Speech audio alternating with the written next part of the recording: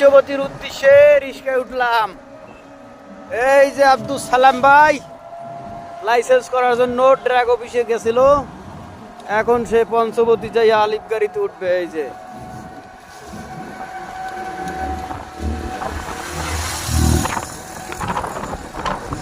সালাম ভাই উত্তর একটা ফ্লোট নিয়ে ফেলান, জীবনে তো অনেক কিছু করছেন, এখন এটা উত্তরে একটা ফ্লোট নিয়ে ফেলান।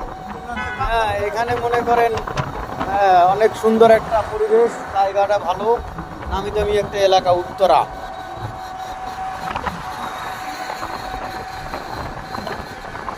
এই যে গরু